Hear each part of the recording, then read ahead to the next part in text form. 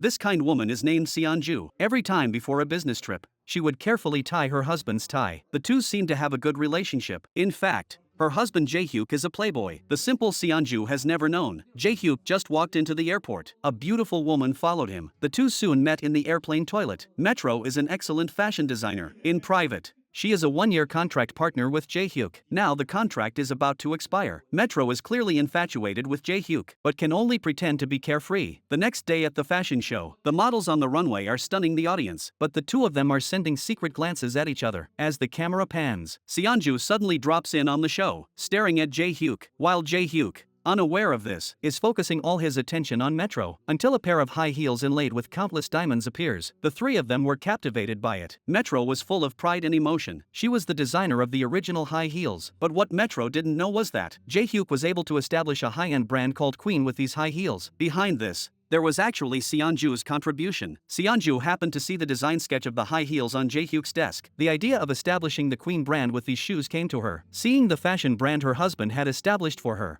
Seonju's face was filled with happiness. However, what she didn't know was that the high heels that were presented as a queen were actually Jae-hyuk's parting gift to Metro and had nothing to do with her. At the victory celebration, she secretly told Metro that the 50 million won design fee for the high heels would be transferred to her account. Metro was so happy that he didn't know what to do. After the two agreed on a place to meet in the evening, Metro left alone. At this time, Seonju happened to walk into the party and passed her by. Soon Seonju found Jae-hyuk and proposed to have a good time that night. Unexpectedly, at night, Jae-hyuk said to Seonju that he could not have fun today because he had to discuss things with a client, and then revealed a worried expression, as if Seonju could not take care of herself, and asked her what to do at night. Seonju did not suspect her husband, and instead said lovingly that she was fine. However, Seonju's kindness and gentleness were met with Jae-hyuk's indiscretion, because this so-called client is Metro. Today is the last day of the contract period. Metro spent a long time decorating the room beautifully, just to spend a pleasant and romantic last night with Jae-hyuk. Then Metro cooed to Jae-hyuk again, asking him to give her the high heels from Fashion Week. However,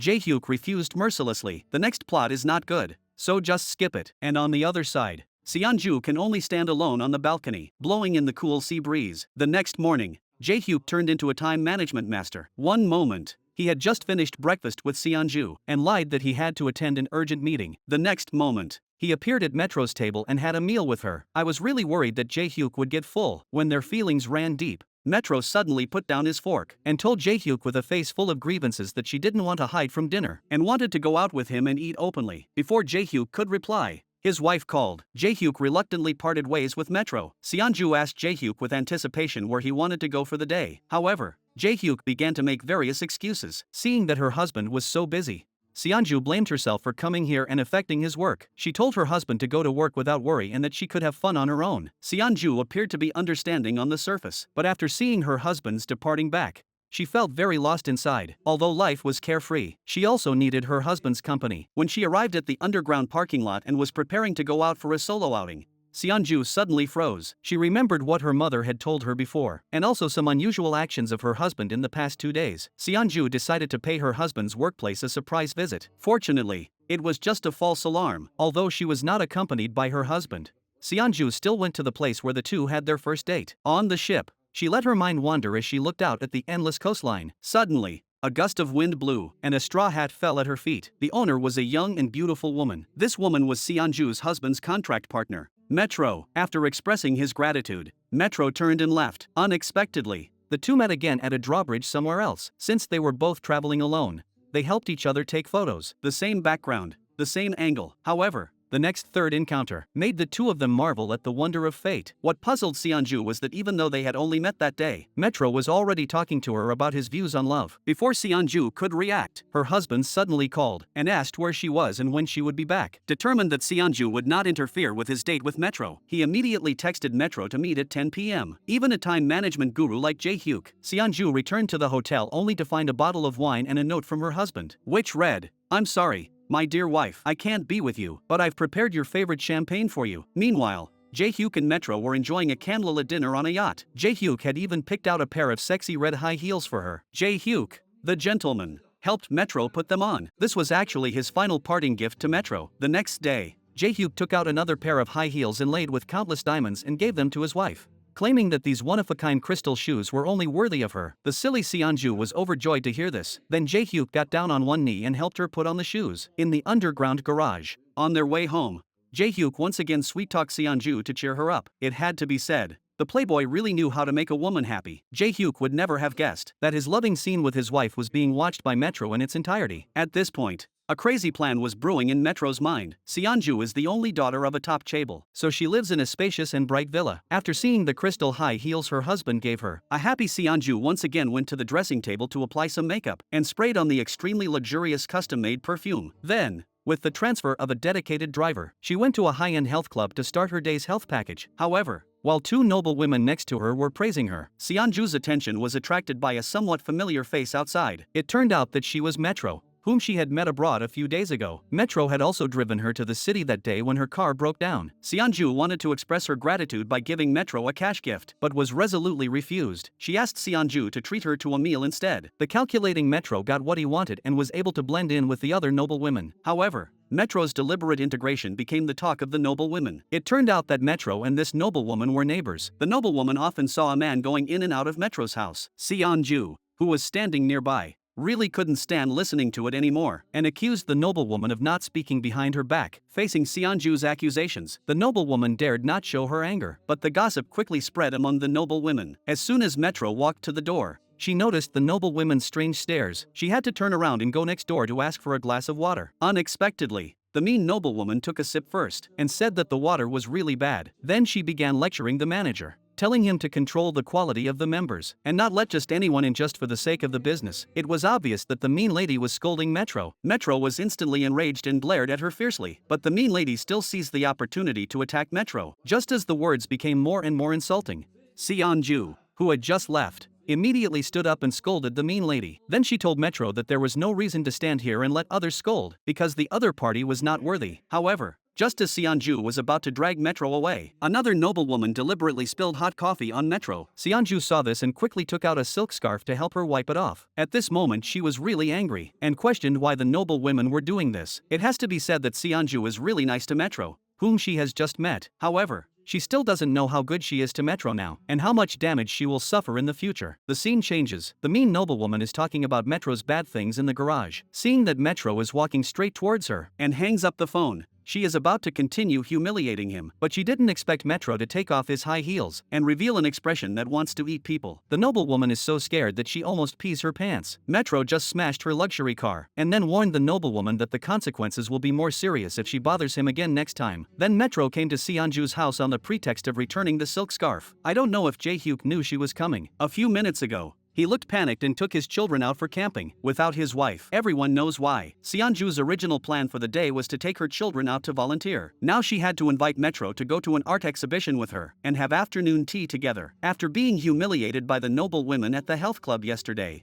Metro was grateful to Seonju for her rescue. However, at this time, she was more curious about why Seonju, who had only known her for a few days, was so kind to her. It turned out that Metro was similar to her deceased younger sister. Seonju's answer gave Metro an opportunity to get closer to her. The calculating Metro then said, "From now on, I'll be your younger sister." Seonju hesitated for a moment and agreed. She thought that the several accidental encounters between the two were a wonderful fate. That's why she accepted Metro as her younger sister. However, Seonju didn't know that these 3 accidental encounters were all carefully planned by Metro. At a fashion show abroad, Metro already knew about Seonju's relationship with Jae-hyuk. On the ship, Metro wore a hat and deliberately leaned back to face the raging sea breeze, which was designed to make their first encounter. And on the drawbridge, deliberately proposed to help each other take pictures to create a second encounter. On the coast, deliberately ran in front of Seonju and pretended to look into the distance, waiting for Seonju to take the initiative to say hello. When leaving, drove behind Seonju, and when she saw Seonju's car break down, deliberately asked what was wrong. After returning to Korea, all of Seonju's trips were under Metro's surveillance, and she deliberately approached Seonju in such a way to get to know the other person as much as possible, and then take away everything she had. Seonju,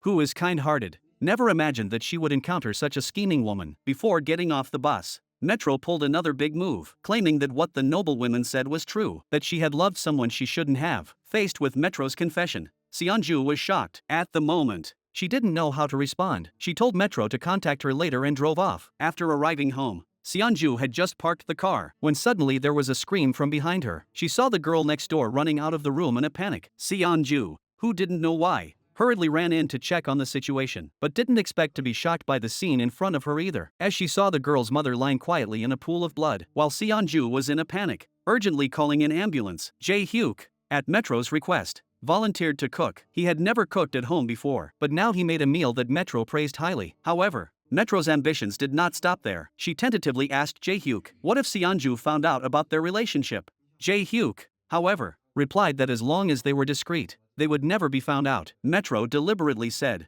what if I'm not discreet? If one day Seonju found out about their relationship, it would definitely be Metro who actively revealed certain details. Seonju, who was still in shock, could only drown her sorrows in alcohol in the middle of the night. Everything that happened tonight reminded her of a tragedy that had happened before. More than 10 years ago, Seonju witnessed her younger sister lying in a pool of blood just like the neighbor's wife. And the root cause of this tragedy was that her younger sister, like the neighbor's wife, also fell in love with the wrong person by meddling in other people's marriages. And at that time, Seonju would never have thought that her younger sister's suicide was actually caused by her own words. It turned out that at that time, Seonju was afraid that her younger sister would eventually be hurt by being abandoned by a man. Their father had abandoned them like this back then. Seonju advised her to let go sooner, but her younger sister was already unable to extricate herself from her love. Even her closest sister could not understand her. Her younger sister finally chose to escape. However, more than 10 years later, her newly adopted sister Metro is repeating the same mistake. This is why Seonju knew that Metro was in love with the wrong person, and she didn't respond. After thinking about it, Seonju decided to persuade Metro and took her to her sister's grave to tell her about what happened to her sister. The ending of all affairs is digging your own grave. Seonju earnestly advised Metro to give up on a love that is not accepted by the world. But Metro cannot live without that man. Rather than breaking up with him, she would rather die herself. Hearing this, Seonju was shocked. What Metro said was exactly the same as what her younger sister had said back then. Perhaps Seonju really regarded Metro, whom she had only known for a few days, as her younger sister. She didn't want to experience the pain of losing her younger sister again. She decided not to persuade Metro to give up on that obsessive love. She immediately said, go and take that man away from her. Life is unpredictable, and one should cherish the present. However, Seonju would never have guessed that the man Metro was talking about was Jae-hyuk, and she would pay a painful price for encouraging Metro to say those words today. That day marked Seonju's 40th birthday. Her son and daughter had saved up their allowance for months and bought a chess set as a birthday present for their mother, and her husband gave Seonju a necklace that he had designed himself. Looking at this birthday gift full of love and hope, Seonju was so moved that she almost burst into tears. When their feelings were at their deepest, the two of them passionately kissed regardless of the situation. Jae-hyuk told him that when he grew up, he must find a wife like his mother. However, the sweetness they felt now would later cause them pain. At bedtime that night, Seonju kept waiting for her husband to put down his work. However, Jae-hyuk was blind to her feelings. With Seonju's astonished gaze, he got up and went to the study. What Seonju didn't know was that their marriage had already become a mere formality. It wasn't that Jae-hyuk didn't understand the mood of life. On the contrary, he knows how to please a woman better than anyone else. The immense pressure at work makes him distracted every day. When he gets home from work, he can only sit alone on a hill and drink to release his stress. At midnight, Jae-hyuk really came to Metro's house again. Seonju, who had a birthday today, could only sleep with the necklace her husband gave her. The reason for all this can only be blamed on Seonju's mother. The pressure she puts on Jae-hyuk at work is just too much. It's rare for the family to get together for dinner. Her mother is relentless and scolds her husband in front of their two children. Seonju can't bear to see her lover treated like this by her mother. She's afraid that her husband will leave her because of it, and persuades her mother not to be aggressive at work. That's how Dad left in the first place. However, the extremely demanding chairman's mother still holds a prejudice against Jae-hyuk. Jae-hyuk was scolded by the chairman for not being able to handle the dual contracts perfectly, in addition to his work ability. My mother also doubts Jae-hyuk's character. She has reminded Seonju more than once that no matter how deeply a woman loves,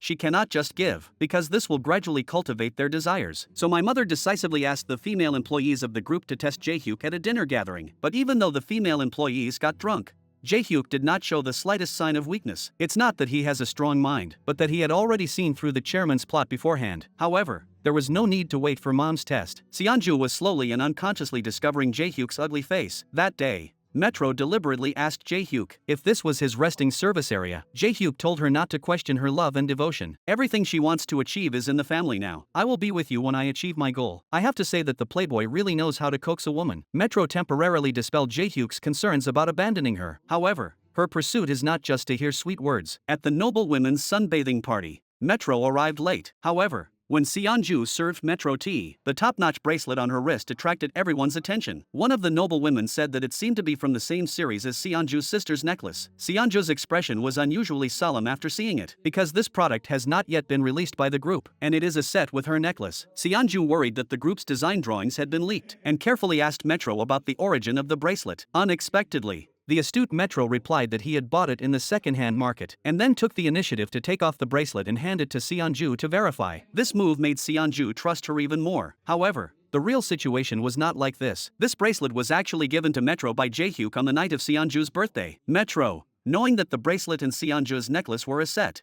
still brazenly appeared in front of her, and his true intentions were already obvious. Upon returning home, Seonju immediately called her husband's secretary and asked to see the design drawings. Soon after, Seonju met with Metro again and told her that it was all a misunderstanding. The bracelet Metro gave her was very similar to the group's design, but the details were slightly different. Upon closer inspection, the bracelet was not the same style. However, the terrifying thing is that this was all a trap set by Metro in advance. As soon as she got the bracelet, she removed some of the more expensive diamonds. Metro felt a little let down. Seonju didn't even associate her with Jaehyuk. However, what disappointed her even more was when she revealed that her boyfriend was the son of the fruit farm owner. Seonju didn't even put two and two together and said that her husband was also the son of a fruit farm owner, and asked why your boyfriend has so much in common with my husband. During the next few gatherings, Metro repeatedly revealed that her boyfriend and Seonju's husband had the same unique preferences. They didn't like meat and only liked kimchi and mustard greens. Seonju didn't suspect anything from the many similar details and preferences. It can only be said that Jaehyuk is very good at disguising himself. The image of a good husband in the family is deeply rooted in Seonju's heart. As the saying goes,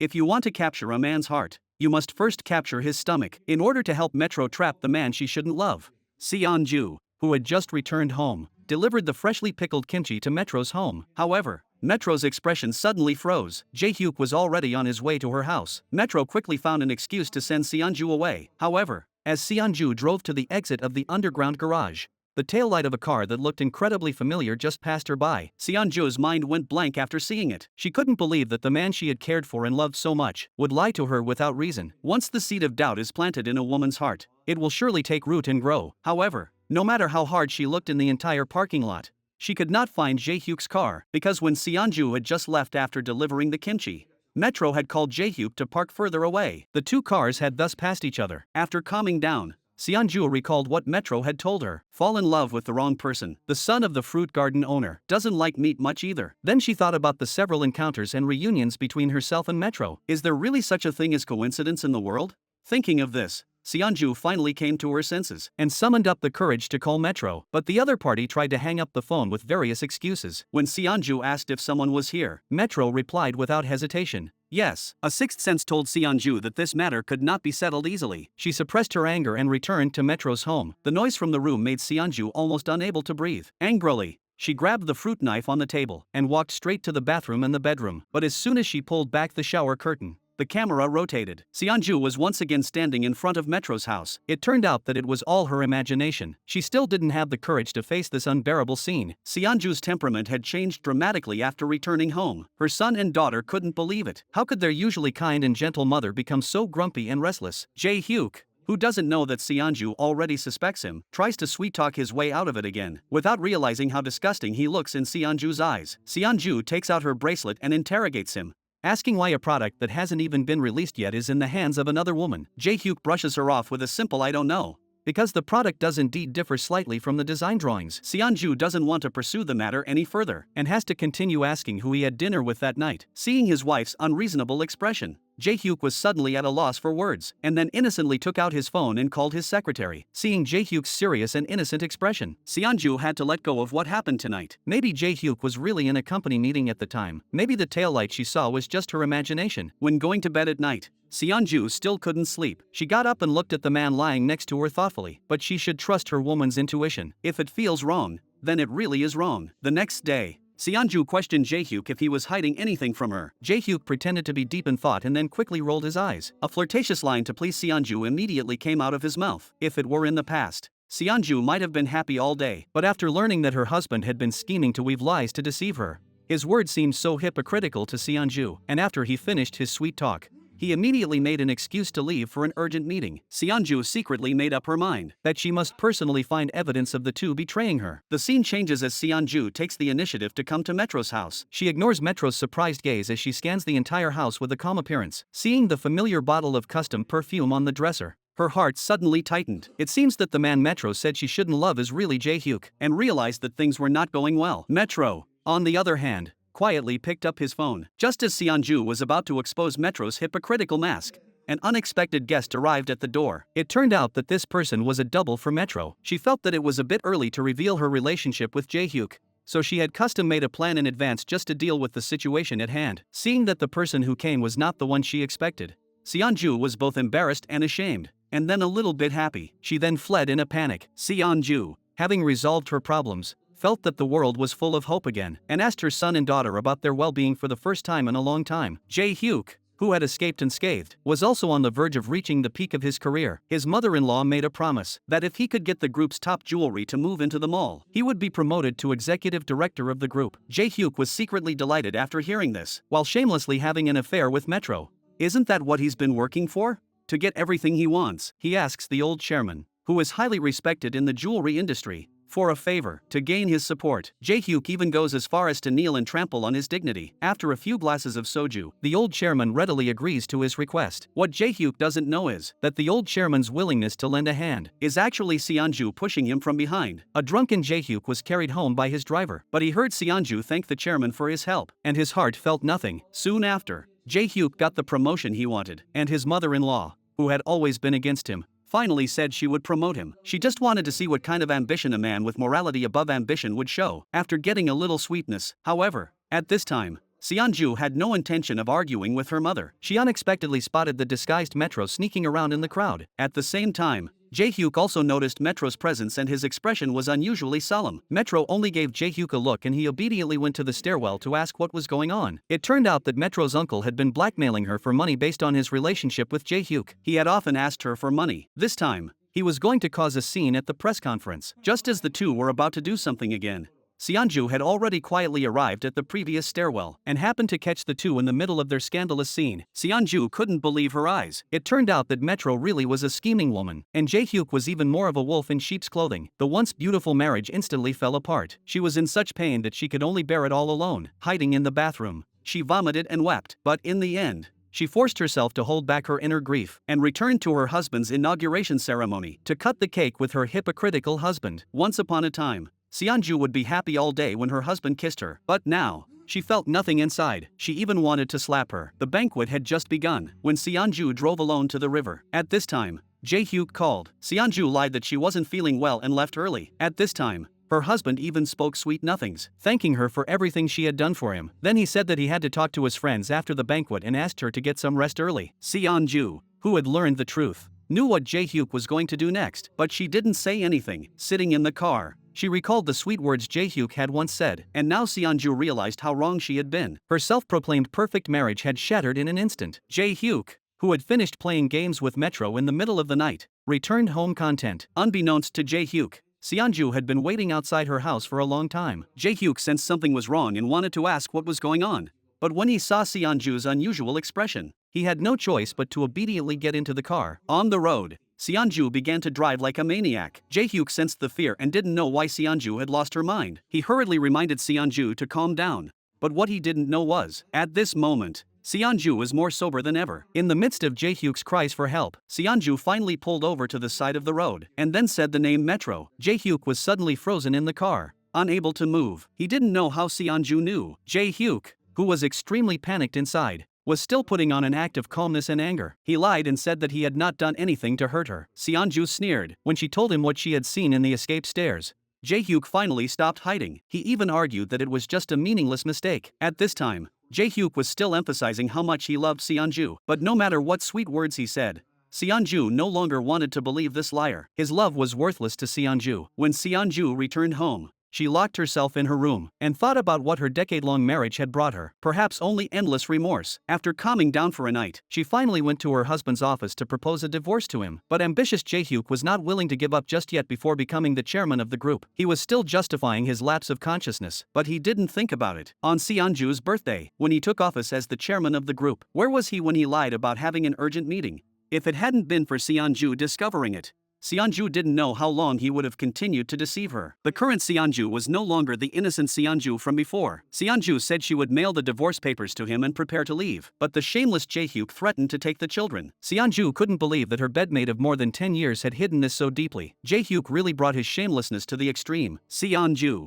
who had returned home, looked at her sleeping daughter and remembered what her daughter had told her earlier, that if her parents got divorced, she would kill herself. Then she went to her son's room and opened his phone. She looked at the happy photos of her son and his sister's father on the phone and could not help but shed tears. She had originally vowed to get a divorce, but in order to prevent her son and daughter from being looked down upon by others, she made another difficult decision. The next morning, Seonju found Jae-hyuk and threatened to never forgive him for betraying her. But marriage is not a matter of two people, but two families. For the sake of the happiness of their two children, she will not file for divorce again. But even so, their marriage relationship can now only be a piece of paper in the eyes of the law. Neither of them is the husband or wife of the other. If there is a next time, then she will not hesitate to divorce him. Jae-hyuk vowed that it would never happen again. But can a broken mirror really be put back together?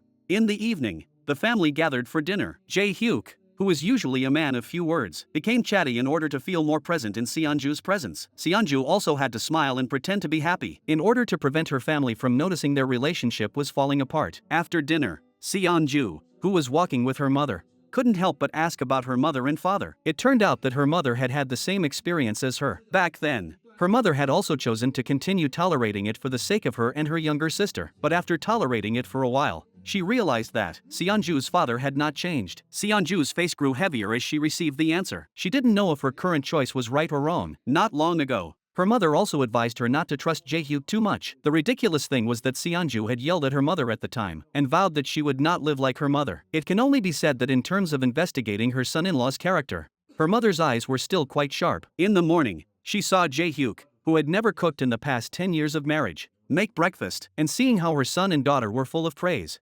Seonju's heart began to waver. She decided to find Metro and personally put an end to this love that shouldn't exist. She wanted him to take back the words he had said to her that day. But in the face of Seonju's such a decisive attitude, Metro did not make a statement and did not feel the slightest bit of surprise. He even revealed a sneering expression. On the way back, when she felt a little uncomfortable upon smelling the fragrance emanating from the car, Metro finally spoke his mind. He would not break up with his boyfriend and told her she was pregnant without any hesitation. Seonju was shocked when she heard the truth. Unable to think normally, she even forgot that she was driving a car and inadvertently caused the car to drift onto the road where her boyfriend was driving. As expected, an accident happened at this moment. The lives of these two women trapped in love were unknown in this car accident. When Jae-hyuk learned that Seonju and Metro were both hospitalized, he hurried over in a panic, and when he saw the two women in front of him, he was at a loss for what to do. Jae-hyuk's first concern was not their safety, but to quickly call the doctor to move the two to different wards. Then, looking at the two unconscious women,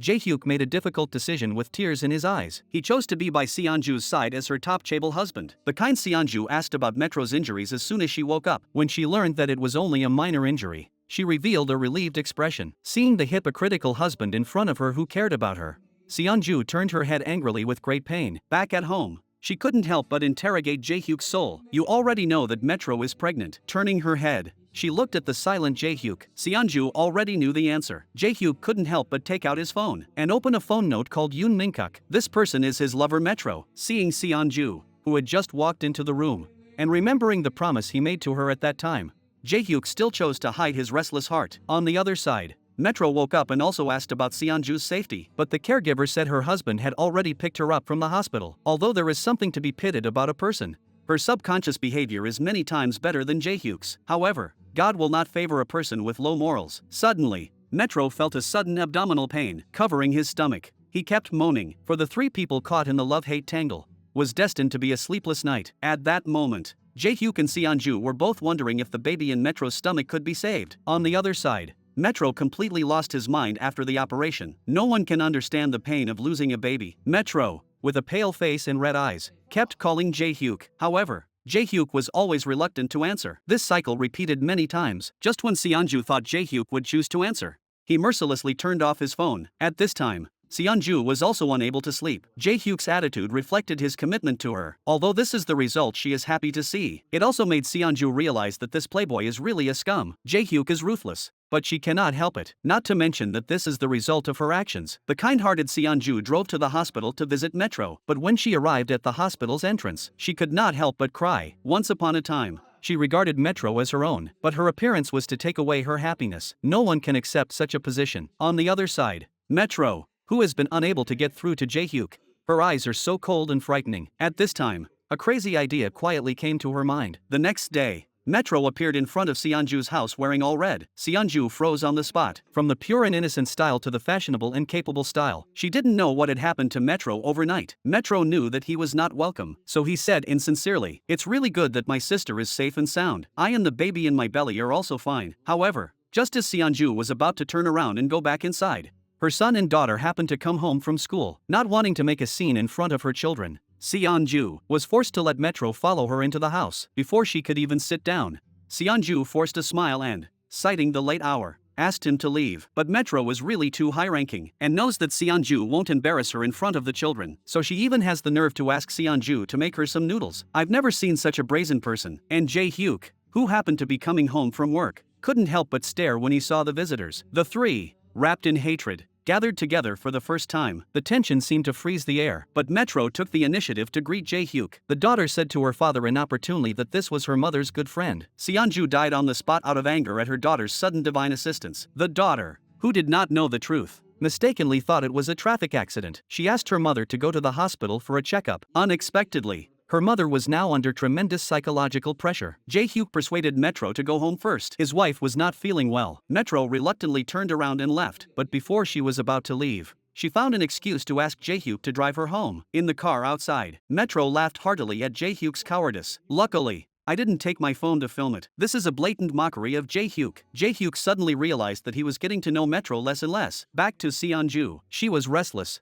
walking back and forth in her room, afraid of being visited by Metro again. She decided to take the initiative. At this time, she happened to pass Jae-hyuk's car. The reason Jae-hyuk played the role of an innocent husband in front of her was just to facilitate the actual control of the group in the future. The camera came to Metro's side. Seonju once again warned her to stay away from her family. However, Metro was fearless. He didn't want to leave before, and now there is a reason why he must stay. Then he forcibly dragged Seonju to the newly decorated baby room and looked at the baby supplies filling the room. Metro once again made a reckless remark, claiming that he had no family and was all alone, and that when she gave birth, she would let Seonju take care of the baby. Facing Metro's provocation, Seonju seemed to have nothing else to do but feel sad and upset. Her forbearance not only failed to make Metro feel even the slightest bit of guilt, but even made the other person more aggressive. That night, just after pretending to be a loving couple in front of the noble women, Seonju and Jae-hyuk returned home to a different scene. Jae-hyuk hesitated to answer the incoming call. After looking at Seonju's expression as if she wanted to eat him, he had to hang up the phone and lied that it wasn't an important call. But Seonju is no longer so innocent now. She knows that the call was from Metro. Jae-hyuk promised that he would handle this matter. As it turns out, men's words are deceiving. Although not all men are like this, Jae-hyuk is definitely one of them. Looking at Jae-hyuk, who is torn between the balcony, Seonju suddenly understands his choice. Then what makes her even more surprised is that Jae-hyuk is actually negotiating with Metro about how to take control of Seonju's family group. Metro, just bear with it for a while. When the time comes and I take control, I will turn my back on Seonju directly. The scene changes. Seonju invites Metro to a deserted mountain top. She advises Metro to let go sooner rather than later. But Metro finds this ironic. It was Seonju who told her to do whatever it took to find happiness, and now she's telling her to give up the love she's about to find. Metro threatens to never let go until death do they part. Seonju really can't understand the world of lovers. How can they say such absurd things without blushing? Seonju, who had lost her mind, went up to Metro and grabbed him by the collar. Then she pushed her over the cliff. I thought Seonju had started to stand up for herself, but it turned out to be an unrealistic nightmare. Children are a mother's weak point. No matter how strong a woman is, once she has a child, she has to put up with a lot. Seonju is such a woman. She is struggling in this incomplete marriage. Every day, she can only rely on sedatives to calm herself down. However, Seonju, who pretends to be calm in front of outsiders, has taken off her strong outer shell in front of the psychological counselor who once pursued her. No matter how hard it is, what can I do? For the sake of her child, she can only continue to endure this way. However, This absurd life finally took a turn at the Chaebol party that day. Seonju accidentally learned from the noblewoman that Metro had gone to the receptionist at the health club to get sanitary products. How could someone who was pregnant have their period? It turned out that she and Jae-hyuk had been fooled by Metro the whole time, and this news undoubtedly made Seonju determined to break up with Metro once and for all. The next day, Metro, who didn't know what was going on, received a notice from the real estate agency that the house had been sold, and Jae-hyuk's appearance also made Metro understand that Seonju already knew about her miscarriage. This was to completely drive her out of the community. An angry Metro cried and screamed that she didn't want to leave. Jae-hyuk, on the other hand, left without looking back. Just when everything had calmed down, a phone call from her brother once again disrupted Seonju's peaceful life. A few months after Metro disappeared, her brother suddenly called and asked to come over for dinner. Something was definitely going to happen. When the doorbell rang, the whole family welcomed him with smiles. But when her brother's girlfriend appeared, the whole family was completely dumbfounded. Anyone with 2 working toes could have guessed it was Metro. Seonju looked at this shameless woman and felt panic and unease in her heart. She suddenly leaned against the wall. She couldn't believe that this woman would do such a ridiculous thing for revenge. Her husband, Jae-hyuk, was also shocked. He tried to find Metro, but Seonju grabbed him. Jae-hyuk's reaction made Seonju think that he had sincerely repented. Seonju persuaded him to calm down and not make a scene. She didn't want her children and younger brother to know about the secret relationship between Metro and the couple. But if you just endure and keep a low profile, will other people be grateful to you? At the dinner table, Metro pretended to be the good sister-in-law, the girl next door. Seonju kept calling her sister, claiming that before she came, she was worried about whether her boyfriend's sister would like her. After learning that Jongwon's sister was Seonju's sister, she knew that her worries were unnecessary. She also sighed that fate is really amazing. Jongwon also occasionally gave her a loving smile, but Seonju only responded to her with silence and a disgusted look. Looking at the evil intentions hidden behind her hypocritical smile, even I in front of the screen felt sick. After her daughter's reminder, Seonju finally couldn't help but ask how she and her younger brother met. Metro pretended to be deeply in love and wrapped his hands around Jongwon's wrists, claiming that it was a match made in heaven. Just a few months ago, a woman in red fell in front of Jongwon. She thought it was the inferior high heels that caused her to sprain her ankle, and Jongwon happened to be the designer of these high heels. He knew very well that the shoes could not break so easily, and so he argued with her. But the woman in red seized the opportunity and demanded a high compensation from Jongwon. Just when Jongwon didn't know how to end the situation, a savior appeared. Metro ignored the woman in red's objections and leaned over to take off the shoes, looking left and right to identify on the spot that these were not the shoes designed by Jongwon's company, but a pair of counterfeit products. Seeing that she had been found out, the woman in red snatched the shoes and angrily fled the scene. Just as Jongwon was about to take money out of her bag to thank her,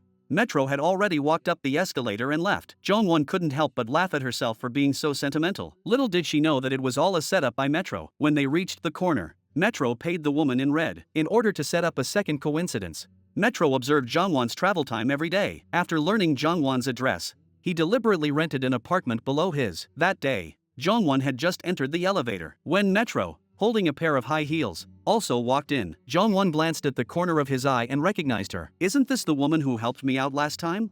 Jongwon couldn't help but marvel at how the two's several encounters were such a wonderful coincidence. Simply, he had no idea that this was a coincidence deliberately designed by Metro. It has to be said that scheming women are really terrifying. In the beginning, in order to get close to Seonju, it was the same routine. In the end, as expected, she and I became like sisters. The camera returns to the present. Metro is trying to annoy Seonju and Jae-hyuk by wiping the oil stains from Jongwon's mouth in front of everyone. Just as Metro is gloating over her own tactics, the 2 children next to her launch a divine assist again and ask Metro if she can call her aunt. The unbearable Seonju took the opportunity to escape the table while washing the dishes. The observant younger brother noticed that something was wrong with his sister today and followed closely. Seonju tried her best to control her emotions and forced a smile. The innocent younger brother still pleaded for Metro. "If she has done something to offend her sister, I hope my sister will forgive her." Seonju pretended to be calm and asked her brother if he really liked Metro, but the younger brother replied that he wanted to marry her. After hearing this, Seonju felt like she had been hit by a thunderbolt. "I don't know what's going on. Now I really feel sick when I see Metro's face. Do you guys feel the same way?"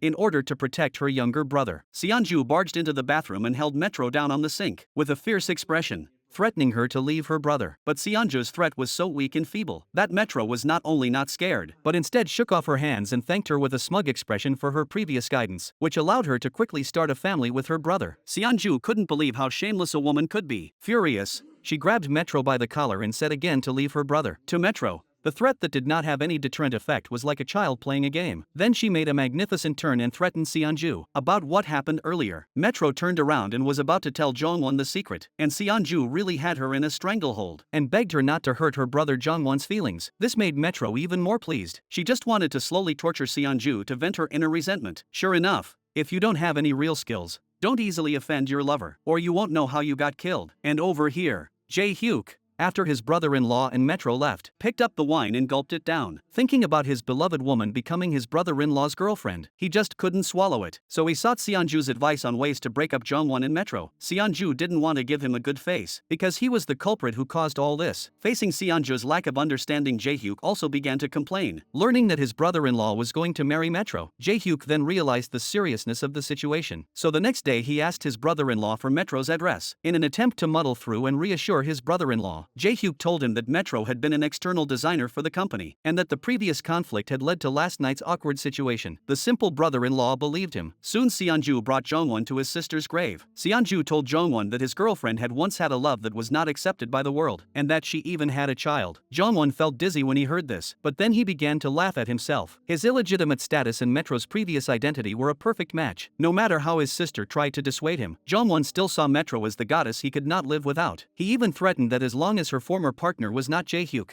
it would be fine. At this time Seonju turned her face to the other side and shed tears of sadness. There was nothing she could do, so she could only swallow all her grievances. And Jongwon really deserves to be called a devoted man. His sister's persuasion not only did not make him resent Metro, but because of Metro's eventful life, he fell more deeply in love with her and could not help himself. He once again promised her a lifetime of commitment and hoped to become her safe haven. Unexpectedly, Seonju even supported their marriage. Before Metro could respond, Seonju took out another real estate agreement and claimed to have bought the villa next to their home as a gift for them to use as a wedding home. Younger brother Jongwon was overwhelmed with joy and couldn't believe he would finally be able to live with his sister, while Metro, who was standing next to him, felt uneasy and didn't know what Seonju's game was or why her attitude had changed overnight. Soon, the day came for Jongwon and Metro to move in. The wealthy ladies in the neighborhood came to hear the news and greeted them with smiles after learning that they were the queen's younger brother and sister. However, they cast surprised glances at Metro, who was extremely embarrassed and quickly led Jongwon away. And this is the situation Seonju wants the most to see. No matter how shameless you are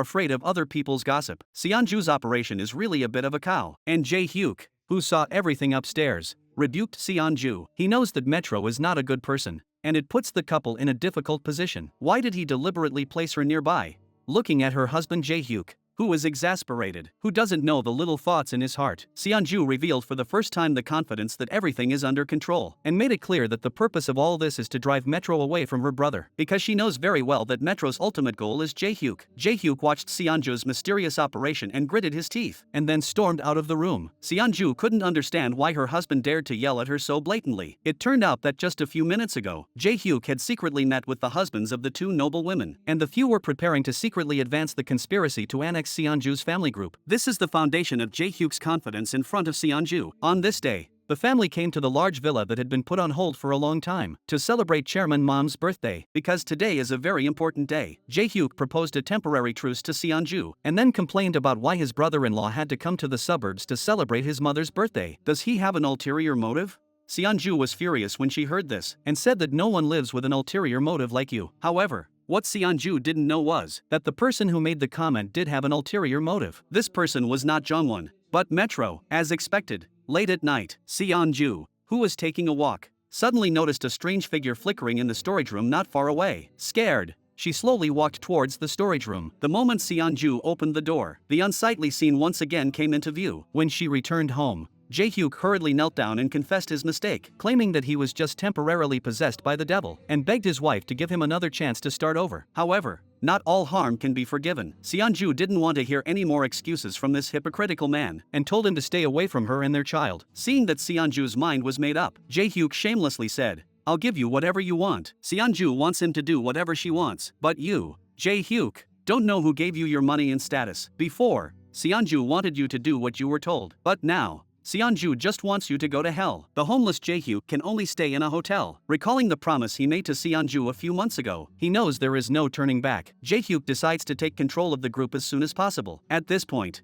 he finally dropped his pretense in front of Seonju and threatened that he would not divorce or give up the position of group chairman. After learning that Seonju was going to use legal means to remove him from power, Jae-hyuk even took advantage of Seonju's weak points again. If legal means are used, it will not only bring shame to her family, but also destroy the group that has been established with great difficulty. And you seem to have a happy and perfect marriage and family, but it is just a show with a gorgeous appearance, and will become the laughingstock of the world when exposed. As the plot develops, I feel that Jae-hyuk is even more disgusting than Metro. Last time, he threatened Seonju with the happiness of the children during the divorce, and this time, he is blackmailing her with the reputation of the family and the company. I never imagined that a person could be so shameless. Seonju regrets being with this scum in the first place. At this moment, she has no other thoughts in her mind than to quickly get rid of Jae-hyuk. However, as soon as Seonju left, Jae-hyuk submitted a job transfer report to the chairman's mother-in-law. It turned out that in order to speed up his control of the group, he had fired all the veterans who had followed the chairman for many years, on the grounds that they all showed signs of corruption. The chairman looked at the report in anger, and then said to replace himself. Jae-hyuk said he was afraid, but in his heart he was begging for it. Although the chairman was not satisfied with his approach, he decided not to pursue it further for the sake of the company's development prospects. On the other hand,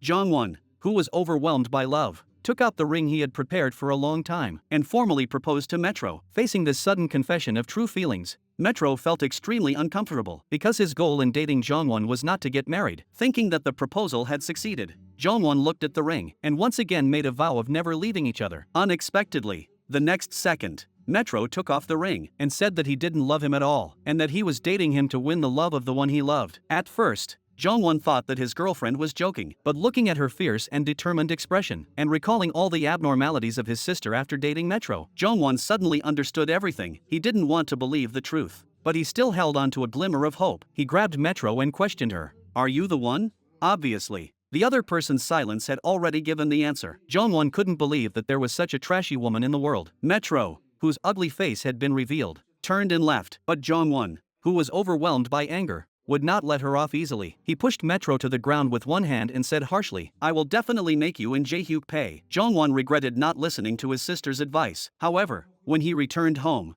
Seonju was already prepared to listen to her younger brother's cries. It seemed that she already knew why he had come. It turned out that the reason Metro had taken the initiative to reveal the situation before achieving her goal was because Seonju had long since seen through her ultimate goal, which was not Jong-won. She told her that if she married Jong-won in order to take revenge on herself, then she would be completely trapped and fall into an endless abyss. Metro then realized that she was the real clown. The kind-hearted Seonju had actually known about Metro's ambitions for a long time. She had just let her concerns show and appeared weak and incompetent. Seonju, who had been hurt beyond repair by her scum of a husband, decided to take the initiative. She told Metro that if he wanted Jae-hyuk, he would have to agree to her two conditions. The first condition was to find a way to make her younger brother Jong-won give up on her. At this moment, the two people who were fighting for love reached an agreement for their respective interests. The camera returns to the present. Jong-won warns Metro, who is about to pack his bags and leave. His heart has already been broken into pieces. "Fearless, if you dare to hurt my sister again, even you will be punished no matter how far away you are." This damn oppressive feeling. Metro is already too scared to speak to Jong-won due to his intimidating aura. From now on, this Chaebol family has become tough, because not only is Jong-won, Seonju is also preparing for the final showdown. She learned from the department head who was maliciously dismissed by Jae-hyuk 2 years ago. The group almost went bankrupt due to a batch of fake shoes that were sold overseas. The downstream contractor for these fake shoes was Metro's parents when they were still alive, and is now managed by her uncle. However, what is even more terrifying is that the plot that almost caused the group to go bankrupt was designed by Jae-hyuk. It was a scene that he staged in order to take credit for the group. And Seonju's second condition for Metro was for her to find evidence that Jae-hyuk had caused harm to the group. Metro finds this condition ridiculous because she knows very well Jae-hyuk's obsession with the group. If he finds out that it was his own hands that ruined his promising future, then the relationship between the two will come to an end. Metro directly rejects this condition. However,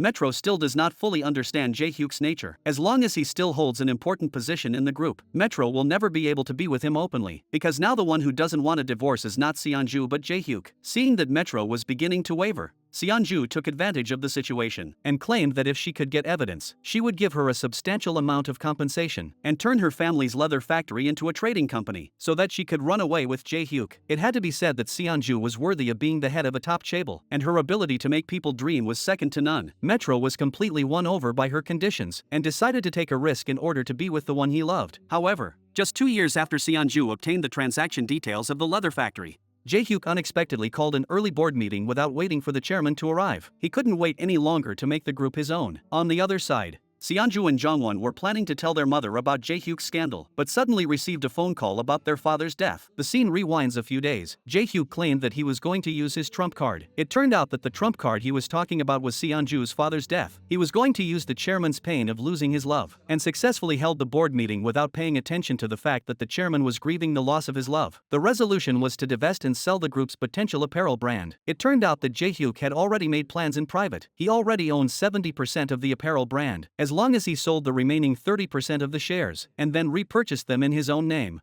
As long as he held 100% of the apparel brand's equity, he could bypass the old chairman's power and take control of the group. However, while the shareholders were arguing about this, Seonju, who had been a full-time mother for more than 10 years, returned to the board in black clothes. With an aura that overwhelmed everyone, Jae-hyuk, who was about to succeed, looked confused. Seonju whispered in his ear that she had evidence that he had produced counterfeit goods for the group 2 years ago, and knew the purpose of the emergency board meeting. Tell him to stop while he's ahead, or else he will be publicly exposed for betraying the company. Seonju's efforts undoubtedly gave a shot in the arm to the wavering directors present. Jae-hyuk suddenly looked grave and stood there at a loss for what to do. Is this how his plan that he has been planning for years will come to nothing?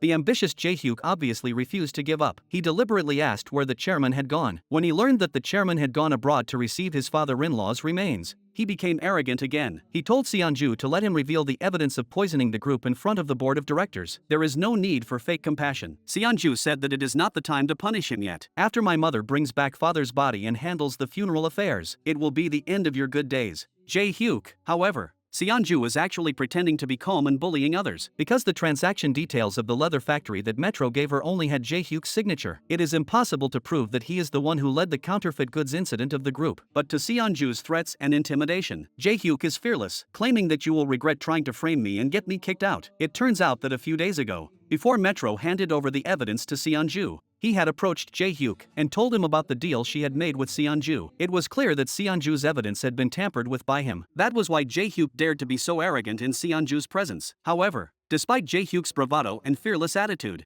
in fact, he was also terrified inside. He was worried that apart from Metro, no one else knew the contents of the USB drive. Metro stammered and replied that what you handed over was the only evidence. However, according to the usual plot of the TV series, this scheming woman definitely made a new copy, and Jae-hyuk's plot and schemes would definitely be ruined by her. Next, Metro brought his shameless attributes to the extreme. Seonju ran to Metro's house in a rage and told her to hand over the real information about Jae-hyuk poisoning the group, but Metro just pretended to be ignorant. She told Seonju to divorce Jae-hyuk as soon as possible as agreed. The information you found on your own can't help you. You can't blame me. She even used Seonju's unborn child who died as an excuse. She is shameless and invincible. Seonju warned Metro that she had given her a chance. Don't blame yourself for not being warned in the end. Then she turned around and left. After Seonju became the acting group president, the first thing she did was to reduce Jae-hyuk's real power within the group. However, Seonju still underestimated him. In the past 2 years, he has been laying the groundwork to take over the group. There are only a few old-timers in the huge group who dare to discuss countermeasures with Seonju. The president of the clothing brand, Choi, was caught by him for his son's use of flour. He was afraid to attend. What's more deadly is that the group's largest cooperative factory in the Philippines has gone on strike directly. Although there has been no damage so far,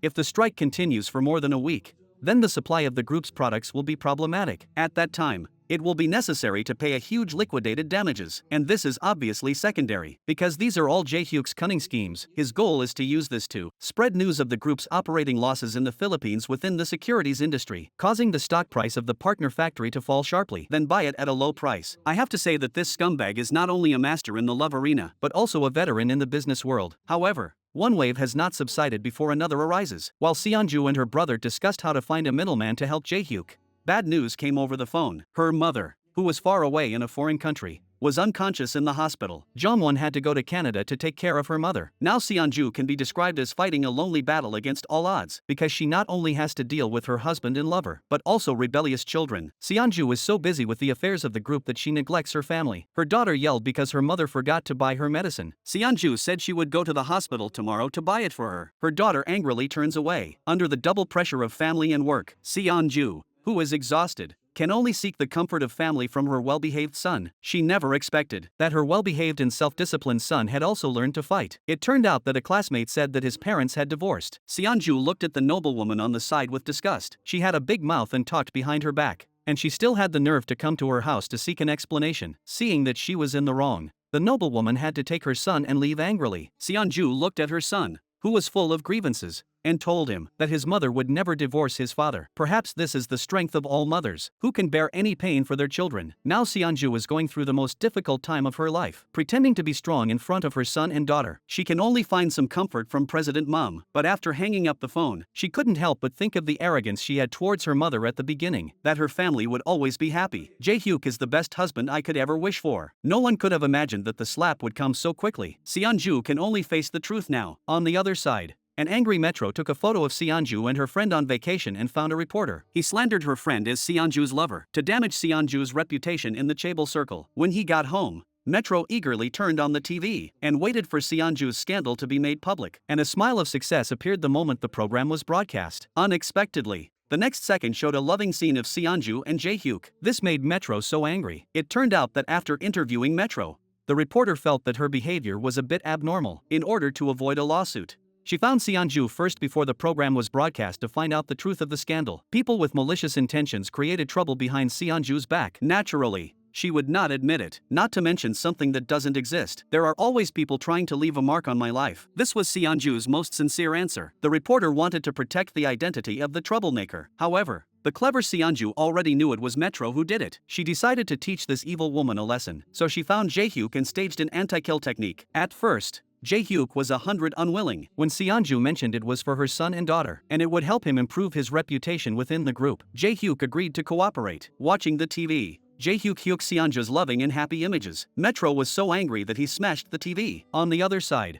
Jae-hyuk and Seonju were alone together. The quiet and eerie atmosphere was even more saddening. The once warm and harmonious images can now only be seen on TV. Maybe it's really like Jae-hyuk said. Seonju's perfect marriage is really just a gorgeous window display. However, in response to Jae-hyuk's mockery, Seonju dismissively told her to mind her lover Metro's lowly deeds, which could only be done by a lowly person. Although Jae-hyuk is also lowly, what Metro did this time really angered him. He warned Metro that the more she did this, the further away the two would be from happiness. Unexpectedly, Metro spread malicious rumors that now you are really too happy. Jae-hyuk was also at his wit's end after hearing this. He realizes that he must quickly seize control of the group, simply because this is the promise that a scumbag has made to a scheming woman. At a critical moment for the survival of the family group, Seonju can't help but launch a soul-searching interrogation at Jae-hyuk. You married me for the sake of the family group, right?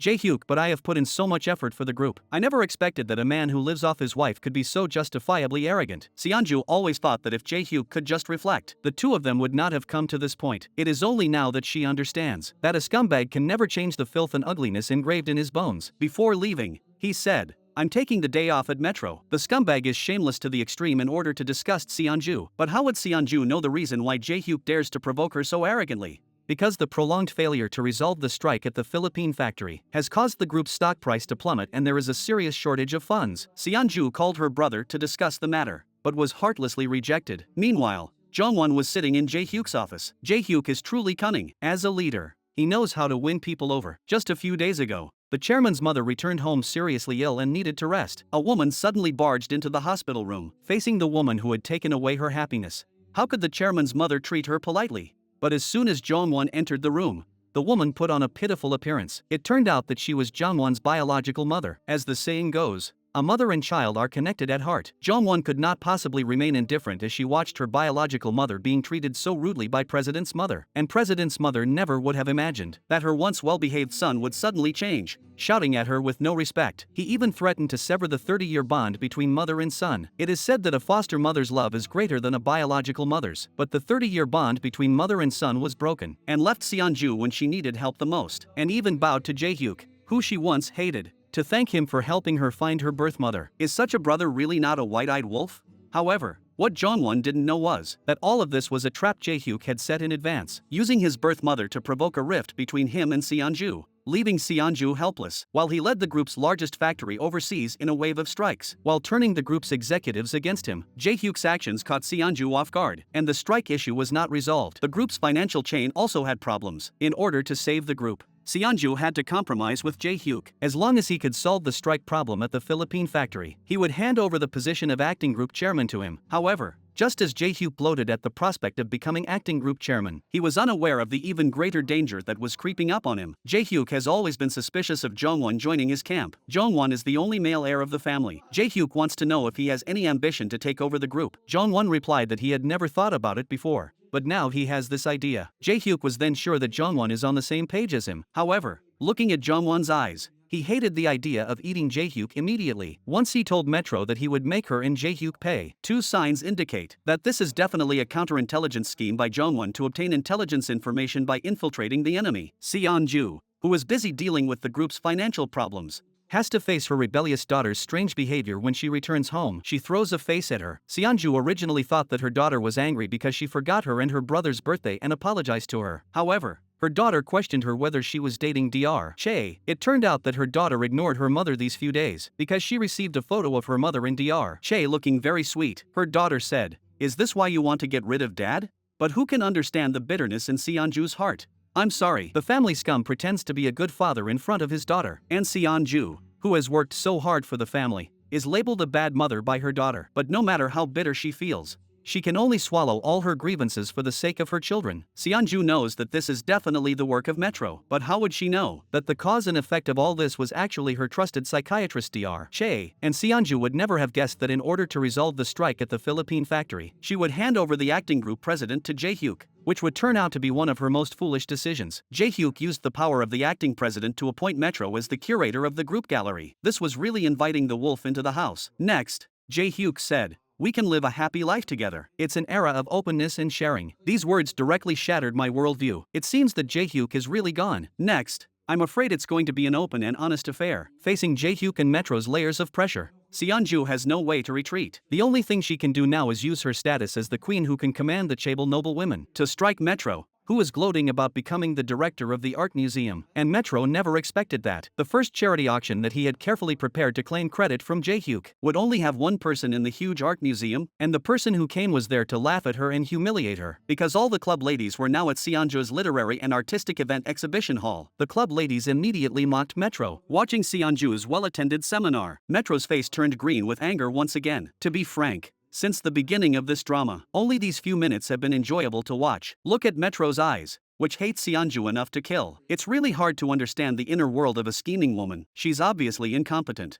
but she always likes to blame others for her mistakes. It seems that she can only completely crush Seon-ju by any means necessary. However, how could kind and upright Seon-ju have imagined that Metro would break into her home in order to take revenge on her? When her daughter came home, she saw an unsightly scene. Although she was sad and upset, she did not expose it on the spot because she knew that this was the situation that someone most wanted her to see. She would not let the insidious villain get away with it. Seon-ju, who was returning home from a seminar, happened to see her daughter sitting not far from home, crying. No matter how she asked her daughter, she just looked at her mother quietly. She was afraid to tell her mother and blamed herself. Her mother was obviously the one who was hurt the most, but she had previously mistakenly thought that it was her mother who had hurt the whole family. She had even spoken harshly to her. However, how would her daughter know what sacrifices her mother had made for her and her younger brother? Looking at her father, who was a monster, her daughter felt so disgusted. In the world of teenagers, when they encounter something upsetting, they can cry to release their inner anguish. But what is the world of adults like? Facing this shameless scum, and for the sake of the two children, she has to pretend to be fine all day long. Who can understand the pain in her heart? And Jae-hyuk takes his shamelessness to the extreme. It's clear that his live broadcast show made his daughter sad, but he goes so far as to accuse Seon-ju of neglecting the children's feelings. When adults make mistakes, it is always the children who suffer in the end. This is why Seon-ju would rather suffer herself than tell her two children. What Seon-ju and Jae-hyuk don't know is, after a night of stress relief, their precious daughter is finally full of energy again. Seeing her hypocritical father make excuses to leave again, daughter Tae-hee asks him with a pretense of concern where he is going on this weekend. There is no need to dress like this for an emergency meeting. Watching her father stammer for an answer, Tae-hee already guessed where he was going. She clenched her fists in anger and vowed to fix that evil woman who was destroying their family for her mother. Metro received Tae-hee's invitation to dinner at home and immediately agreed. Tae-hee and Seon-ju both looked dazed. It was obvious that this was Tae-hee's own decision without prior notice. The atmosphere was extremely awkward. The four people and 8 pairs of eyes looked at each other in silence. Only the stupid son, who didn't know anything, shouted greetings to his aunt, and the show began. Seeing Seon-ju's family eating with relish, Metro was extremely embarrassed at this point and didn't know where to start, because what was placed in front of her was a French baked snail dish she had never seen before. Seeing Metro's rustic technique, Tae-hee knew her chance had come, so, pretending to be helpful, she began a live demonstration. However, when Metro was actually doing it, she got her clothes dirty. Jae-hyuk was about to go and get her a wet tissue, but Tae-hee wouldn't give him the chance to relieve Metro's embarrassment and immediately called out to her father. The family reminisced about the love story of how her father drove for hours so that her mother could eat baked snails. At this moment, Metro wished she could find a hole to hide in. She never would have imagined that she would fall into the hands of a teenage girl, and she was unable to fight back. It's her own fault. She had schemed to let Tae-hee know her true colors. Unexpectedly, she was slapped in the face. The more sensible the child, the more heartbreaking it is. Pretending to be strong in front of her family to protect her mother, Tae-hee warned Metro in front of her face that if he dared to hurt her mother again, she would fight with him to the death. But in the end, she still couldn't bear the hurt her father's betrayal of the family had brought her. She let loose and cried in her mother's arms. At this moment, Seonju truly realized what she had tried so hard to hide was that her daughter already knew. Her father's actions were a benchmark for her daughter's behavior. If her father misbehaved, it would lead her daughter to two extremes, either stubborn and sensitive or closed off and self-absorbed. Either way, it would have a bad impact on her child's life. This is why Seonju has never wanted to tell her family a word about it, but now she no longer needs to hide it. With a forced smile, she tells her daughter that she knows Jae-hyuk is a traitor, but to Seonju's surprise, her daughter has really grown up. Not only does she not say anything as rebellious as before, but she also thinks about her weak-minded brother. She hopes that her mother will keep it a secret from her brother until they divorce. She even blames her mother for keeping everything inside, encouraging her to fight back and not to tolerate, because only when she is happy will her brother and she be happy. It is true that a daughter is a mother's comfort. At this moment, the mother and daughter are cheering each other on, and Seonju is no longer alone. Not only does her daughter understand her good intentions, but her younger brother Jongwon also tells her the reason for his estrangement from her during this period of time, and says that he will never let Jae-hyuk's schemes succeed. Seonju's heart finally settled, because Jongwon had also been raised by her. Although they were not related by blood, she really treated Jongwon like her own younger brother, and she did not want to turn against her younger brother unless it was absolutely necessary. But then an accident happened. Seonju tried her best to hide the news that Jae-hyuk was maliciously meddling with the group from her mother, who was not in good health. But she did not expect that when she and Jongwon were discussing a countermeasure, her mother, who was resting in the room, heard. Although she knew at the moment that her company had been turned into a mess by Jae-hyuk, her mother's mood still didn't fluctuate much, because she had long known that this person was not righteous. She just didn't expect that he would choose this time when she was seriously ill. The next day, her mother met with Jae-hyuk and told him to get out of the country. It has to be said that the chairman of the chaebol is really powerful. Jae-hyuk, shameless as he was, had long since lost the courage to deal with Seonju in her rage, but the chairman's mother still underestimated the despicable tactics of the sinister villain. Jae-hyuk, in order to buy time to acquire the company's shares, even teamed up with Metro to frame the chairman for bribing politicians and deliberately sending her to prison. Jae-hyuk, with the heart of a villain, took the heart of a gentleman. He believed that the chairman could achieve his current success and secretly use the gallery to launder money and forge secret funds. The reason he appointed Metro as the gallery curator was to use her position to find out the details of the secret funds. The result was predictable. The gallery's operations are very clean and transparent, with no records of illegal transactions. Seeing that he could not catch the chairman with his hand in the cookie jar, Jae-hyuk went to the extreme of exploiting the ugliness of human nature. He once again persuaded Metro to change the transaction details of the goods in the background. Then, with this detailed list, he reported the chairman to the prosecutor's office. However, in the face of the sharp questions from the reporters about the group's illegal transactions, the elderly chairman was not daunted. Instead, he retorted forcefully to these reporters who were just looking for trouble. Seeing her emaciated mother suffer for no reason, Seonju felt immense self-blame and remorse, because she knew that it was all a plot by the scumbag Jae-hyuk. She had believed Jae-hyuk despite her mother's warnings. It was her own incompetence that had put the family in this difficult situation. Naive Seonju thought that if she yelled at Jae-hyuk a bit, he would let her mother go. However, the shameless Jae-hyuk pretended to be ignorant and said with a face of innocence that he had nothing to do with it, and then hypocritically promised to do his best to get his mother-in-law out, and let out a strange sigh afterwards. Seonju married such a scumbag, really suffering from bad luck. Watching her elderly mother, who should have enjoyed the happiness of family, suffer from imprisonment, Seonju's heart could not help but feel sad. At this moment, she secretly vowed in her heart, "I will do my best to protect this family and not let the sinister villain get his way."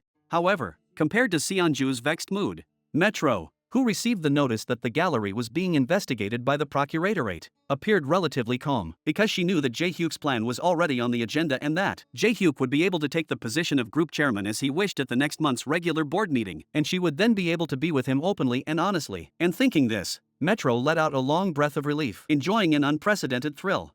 However, She did not know that what awaited her next was Seonju's most fierce counterattack. But Seonju's counterattack was not a direct fight with Jae-hyuk. Instead, she played the part of the pitiful woman and used her feminine wiles. In the past, Seonju had looked at Jae-hyuk's ugly face with a look that made her want to eat him, but now she was full of concern for him, submissive and obedient. Not only did she prepare a hearty breakfast for him early in the morning, she also called him husband, and even helps him get dressed. Seonju's strange behavior makes the cunning Jae-hyuk feel creepy. It is clear that his shamelessness has put her family and company in danger. It is clear that before, she desperately wanted to get rid of him. Now, she is treating him so well. Is this still the wife he knows? Whose emotions outweigh her rationality? Facing Jae-hyuk's doubts, Seonju puts on an even more pitiful appearance, claiming that the company's stock price continued to fall because of her intervention, and admitting her own inadequacy. Perhaps taking care of the family and teaching the children is the only thing she is capable of. Seonju implored Jae-hyuk to let her mother go. However, Jae-hyuk, who was naturally suspicious,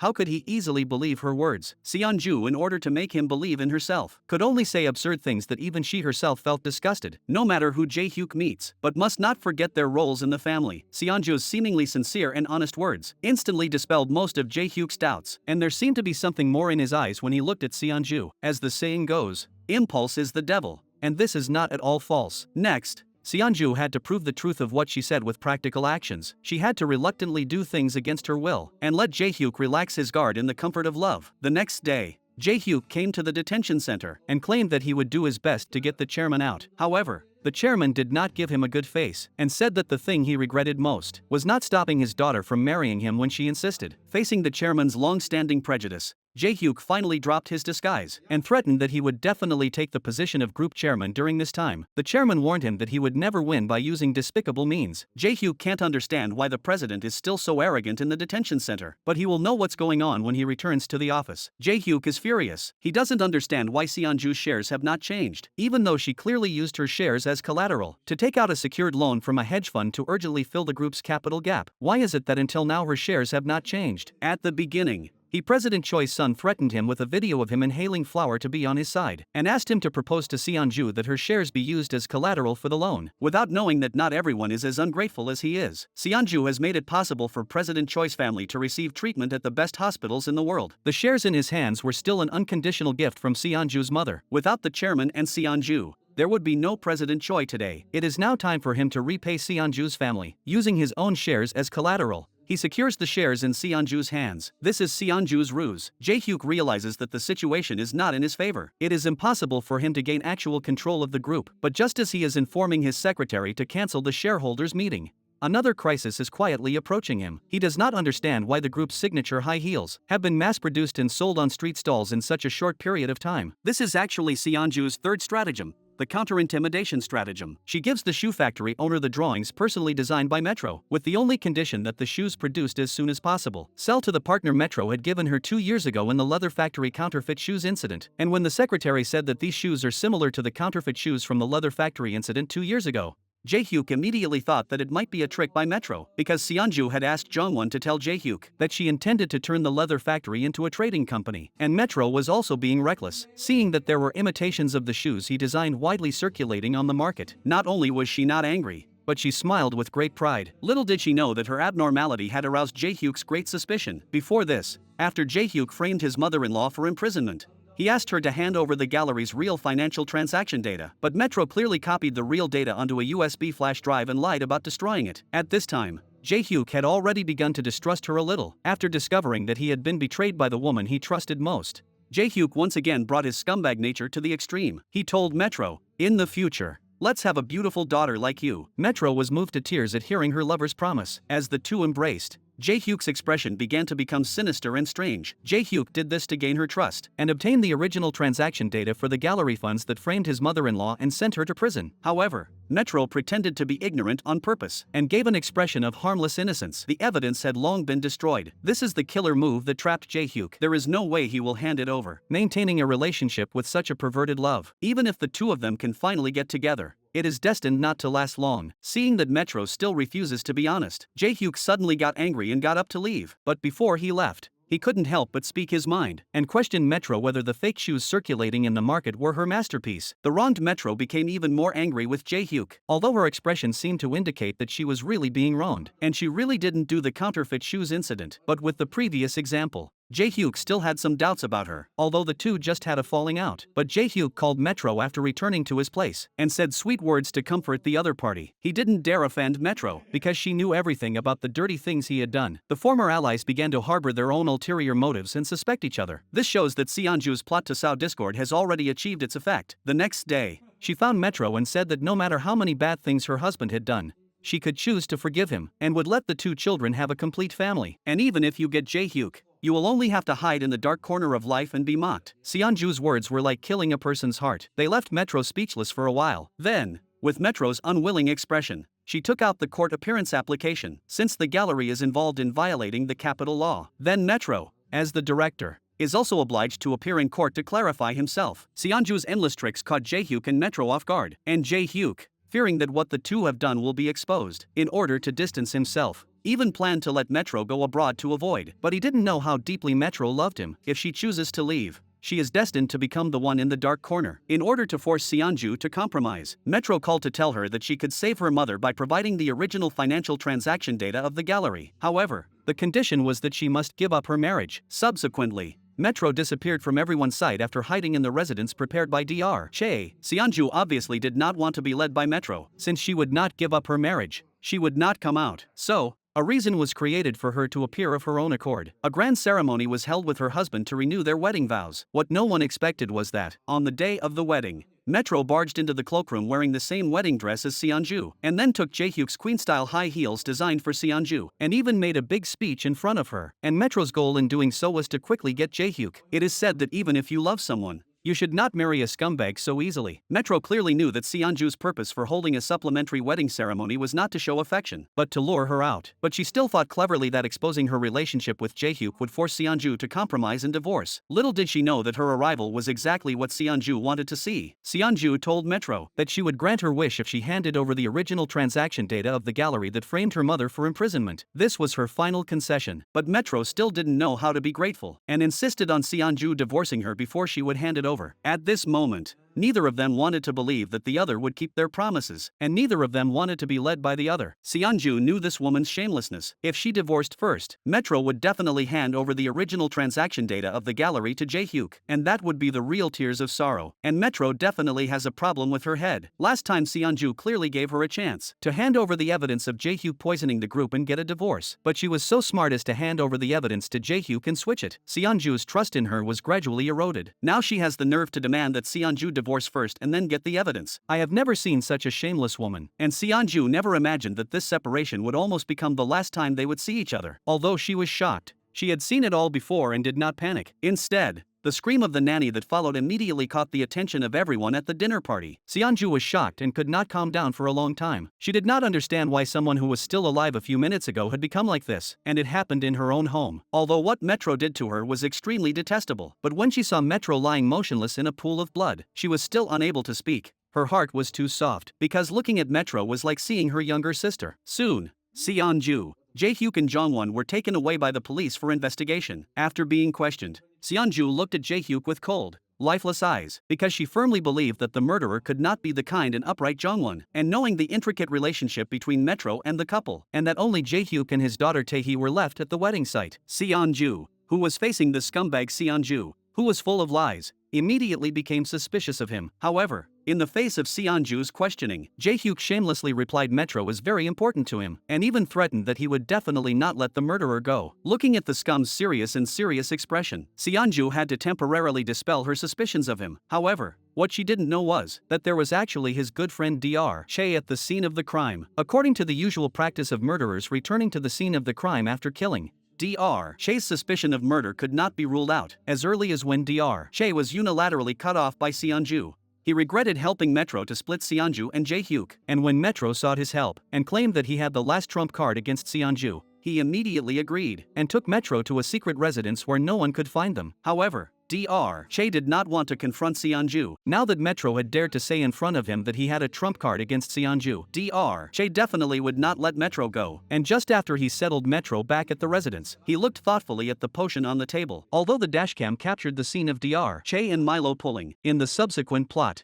not only was Dr. Che's suspicion ruled out, even Seonju, who left fingerprints on the knife handle, was also ruled out of suspicion. The reason is that the police have found an eyewitness who witnessed the entire crime scene, and this person is the child next door to Shanju. He is also his son's classmate. Shanju never expected things to develop in such a dramatic way. She had just been arrested on suspicion of attempted murder, and less than half an hour later she was cleared of suspicion of murder. And the reason she was able to walk out of the police station so quickly was thanks to her precious daughter. But when she saw the suspect getting out of the police car, Shanju's heart sank. At this moment she wished even more that she was the murder suspect, because the real murder suspect was her son. Shanju hugged her son hysterically. She couldn't believe that her underage son could be a murderer. What's more, she couldn't accept the reason why her son stabbed someone with a knife was that he found out his father and his lover had teamed up to hurt his mother, and he did something extreme to avenge his mother. At this moment, Shanju was overcome with grief. But what was the truth? Was her son really the murderer? In Shanju's questioning, her son admitted that he had known about Milo and his father's relationship, but if he really had known, his previous reaction was too abnormal for an underage child. On the morning of the wedding,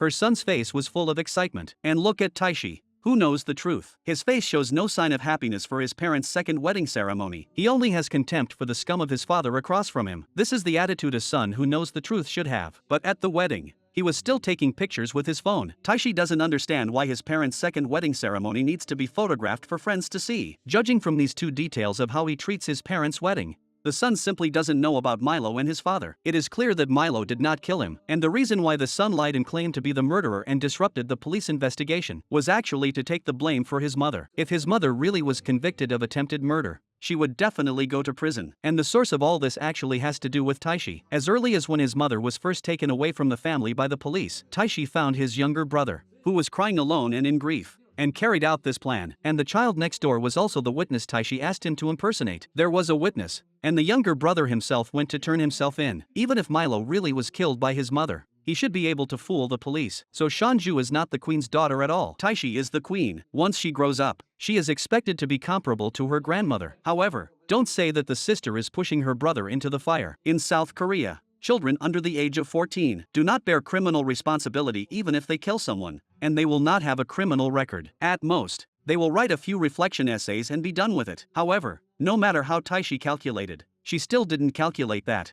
Milo was not really killed by her mother. Her actions indirectly protected the real murderer. Although the son's motive and the course of the crime were described in great detail, and even the location of the stab wounds was clearly explained, the police still found one suspicious point. That was the son's certainty that the knife that stabbed Milo did not match her wounds, and was not the real murder weapon. It turned out that the real murderer was Scum Jae-hyuk. On the day of the wedding, he met with Milo, watching her normally gentle lover reveal his fangs like a beast in an instant. Milo finally let out all the pent-up negative emotions she had. At this moment, she was completely disappointed in the man in front of her. Milo vowed to expose this scumbag's evil deeds at the makeup wedding ceremony, but she still underestimated the viciousness of Jae-hyuk's methods. He was about to lose everything. In order to keep his position as the son of a chaebol family, Jae-hyuk glared with murder in his eyes and stabbed Milo with a fruit knife. Milo stared at the hideous Zaiha with wide eyes. Her heart sank. She couldn't believe that the man who had given her several years of his youth could be so ruthless. Although there was some pity to be felt for the hateful, Milo's fate did not warrant sympathy. Knowing that Zaiha would stoop to any depths to seize his wife's inheritance,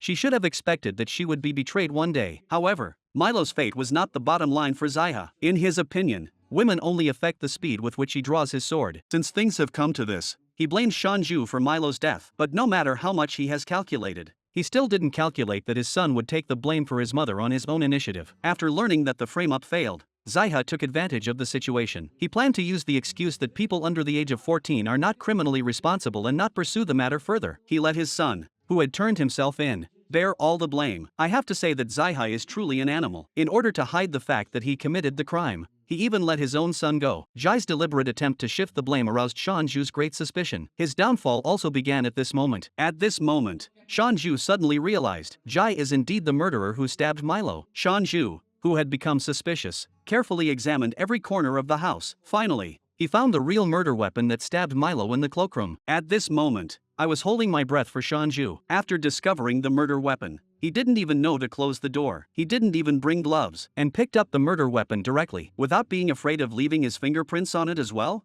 In contrast, Zaiha closed the door and drew the curtains as soon as he was about to move the murder weapon. Fortunately, Ziha was not at home when he found the murder weapon. Otherwise, Shanju's fate is estimated to be the same as Milo's. And the reason why Ziha went out in the middle of the night was to unplug Milo's oxygen tube to eliminate the problem, while Milo had already regained consciousness by then. Otherwise, he would really have died at Ziha's hands. The once solemn oath of eternal love turned out to be just her own wishful thinking, which was worse than death for her. Milo, who had nothing left to live for, went to the roof to end his miserable life. Unfortunately, Shanju discovered her abnormality. At the moment when Milo was about to jump, Shanju persuaded her to give up the idea of suicide, and even spoke kindly to a woman who had hurt her. Some people may say that Shanju is a saint, but if you know Shanju's past, you might not think so. Back then, Shanju's younger sister fell in love with the wrong person. Just like Milo, she was abandoned by the person she loved and had nothing to live for. But Shanju could never understand her sister's feelings. Instead of giving her advice, she even fueled the fire. Even her closest and dearest sister could not understand her. In the end, her sister chose to end it all. If her sister had received her sister's love at that time, she would not have taken her own life. And now, more than 10 years later, Milo is repeating her sister's tragedy. Shanju just wanted to make up for her guilt towards her younger sister by taking care of Milo. After Shanju's earnest persuasion, Milo gave up the idea of committing suicide. Then he pretended to have amnesia, although there was the testimony of the victim, and the video taken by the cloakroom camera showing the perpetrator transferring the murder weapon. These were not enough to get rid of Ziha. After all, his stupid son was taking the blame. In order to make his amnesia seem more convincing, Milo deliberately asked Ziha the real reason for sending him abroad. At this time, Ziha once again pretended to be a good man. "I will never abandon you in my life. Don't you know who I love the most?" Milo couldn't help but laugh after hearing this. Ziha was full of worry. He was worried that Milo might remember something. Facing the crazy Milo, Ziha just took it as a funny joke. After all, this was not the first time she had been so crazy. However, what Ziha didn't know was that his good days were about to come to an end. Because from the moment Milo and Shanju teamed up, it means that Shanju's mother, the president, is about to be released from prison. After learning that the president has been acquitted, Ziha actually has the nerve to tell her to hand over the position of president. Facing this shameless scumbag, the president doesn't want to say another word to him. What he did to his daughter Shanju is enough to go to hell. However, before he divorces Shanju, the president doesn't want to go too far. As long as he takes the initiative to divorce Shanju, he will be given a generous reward. This was the last sweetener the chairman could give Ziha. But the chairman still underestimated the cunning and treachery of the scum. He came prepared this time. After returning home, Ziha immediately set his sights on Shanju. But this bottle of potion was not poison, but a sleeping pill. While Shanju was asleep, he smeared the real murder weapon with her fingerprints. Ziha's goal in doing so was to make Shanju the murderer, and thus threaten his mother-in-law into handing over the position of chairman of the group. From the moment she saw the forensic report, the chairman could no longer maintain her detached attitude of someone in a high position. At this moment, she could only choose to compromise. After all, it was already self-evident which was more important, the group or her daughter going to prison. But what Jae-hyuk didn't know was, what he thought was his clever ploy was child's play in Shanju's eyes, because Shanju had installed surveillance cameras throughout the house. Even the secret of him hiding the murder weapon in his study was captured on film. Although Shanju has now seen Ziha's true face, and learned that he set her up to make her mother hand over the position of chairman,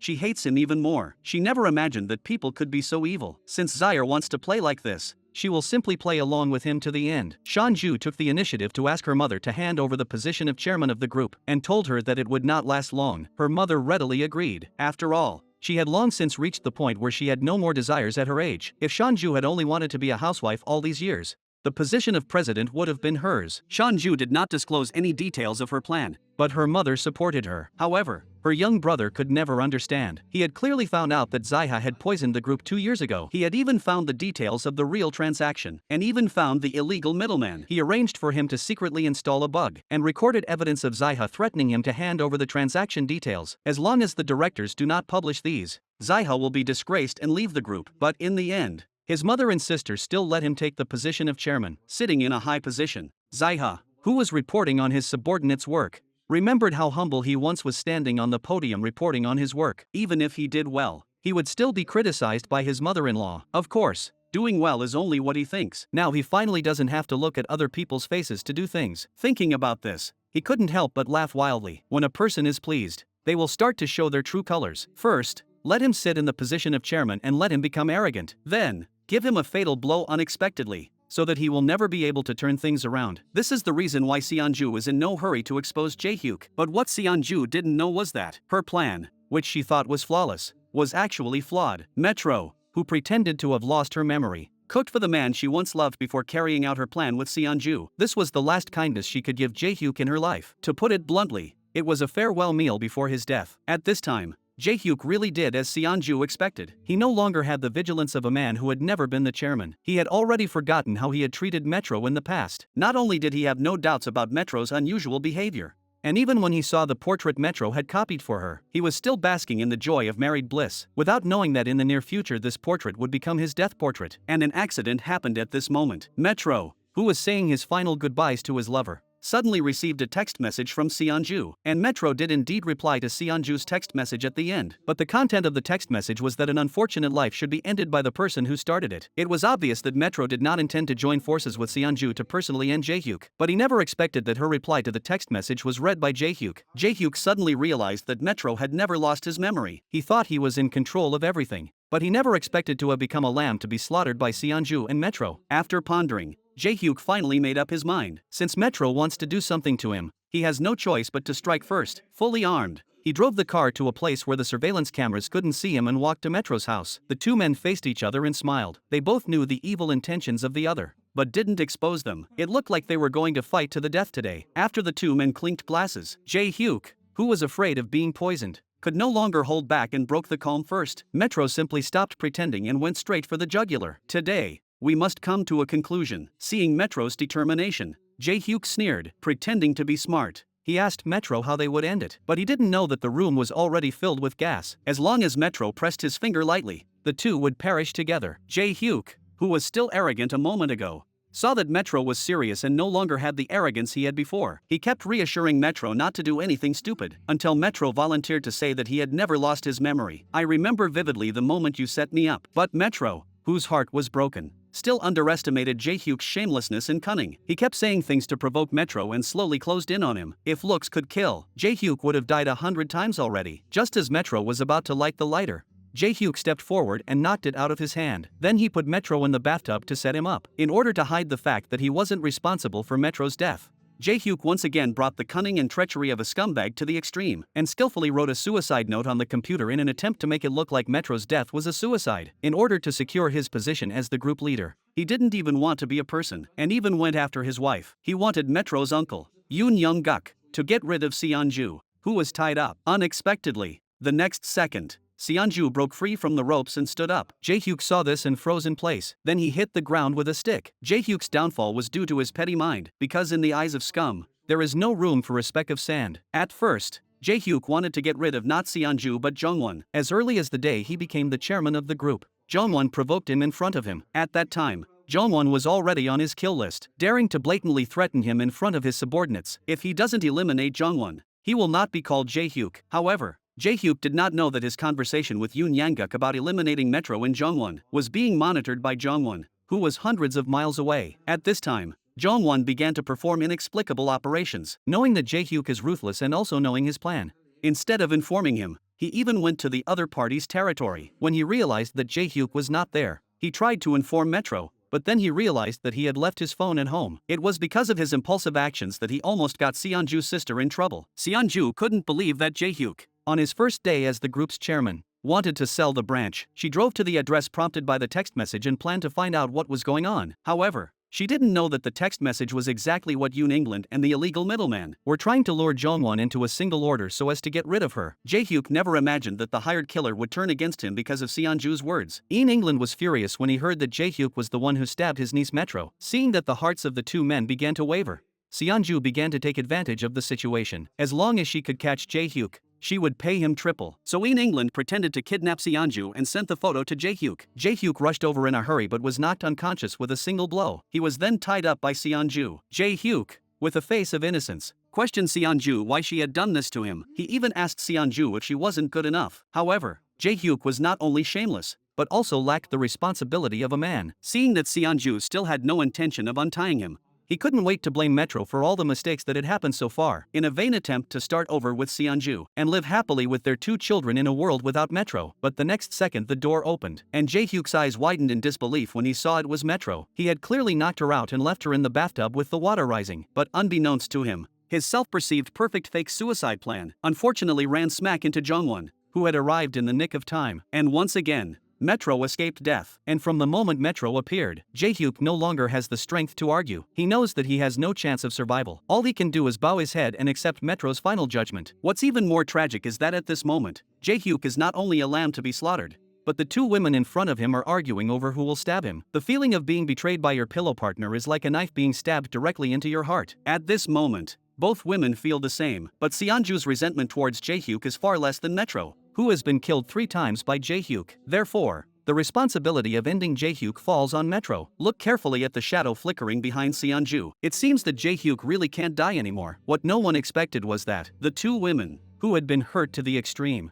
were still defending his face to the end. When questioned by the police, Metro admitted that he did kill Jae-hyuk, but it was an accident, and the person he wanted to kill was Seonju. But at the critical moment Jae-hyuk took the fatal blow for her, and outside the prison Seonju not only held the most glorious funeral for Jae-hyuk, but her eulogy for him was full of praise, saying that he was an entrepreneur with both strength and ability, and also an impeccable and perfect husband, and a proud father. If you look closely at Seonju's affectionate expression, it shows that she truly loved Jae-hyuk, and because of her love for him she was crazy. Even after his death, she wanted to leave him with a good reputation, and this was the last thing she could do for this scumbag. However, this was not the end of the story, because on the other side of the screen, Metro slit her wrists and killed herself. Throughout the entire drama, she has been on the brink of life and death a total of 6 times. The first time was to leave Jae-hyuk. She took poison in the hospital and tried to kill herself. The second time was when Jae-hyuk stabbed her. The third time was when Jae-hyuk pulled out the oxygen tube. The fourth time was when she stood on the rooftop and tried to end her life. The fifth time was when she was almost drowned by Jae-hyuk. But the director just didn't want this scheming woman to die. Facing Seonju's seemingly concerned and puzzled eyes, Metro finally began to repent. It's not too late for her to repent. At this moment,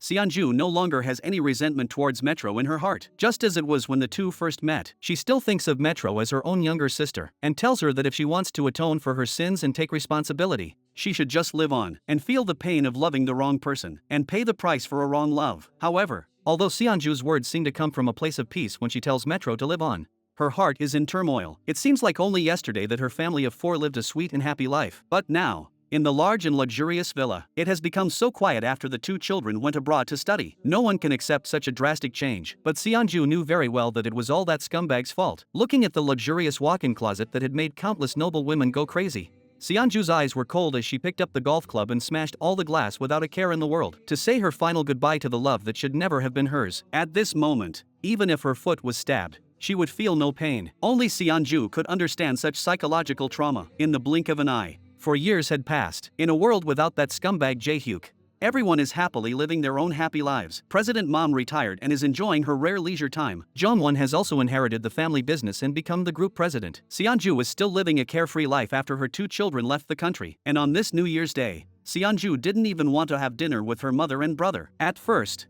I thought Seonju and Dr. Chae had taken a step closer, but I never expected Seonju to actually go and see Metro, who had just been released from prison. It turned out that 4 years ago, after Seonju met with Metro, in order to let her get out sooner, she went to Dr. Chae to confirm that Metro was mentally ill, and thanks to Metro's own act of slashing his wrists in prison, the group's legal advisor was able to reduce her sentence to 4 years. The 2 people who had once loved and killed each other met again. There was no longer the same tension as before, and Metro finally said something he had never said to Seonju. "It's all my fault." Seonju didn't accept it or reject it, but said with emotion that she had also been so stupid, letting others see the glamorous life in the window and waste her life. And now she also wants to live for herself. Perhaps without Jae-hyuk, they could really become good friends who can talk about anything. And so ends this drama. May all girls not meet scumbags like Jae-hyuk, and may all boys not become scumbags like Jae-hyuk.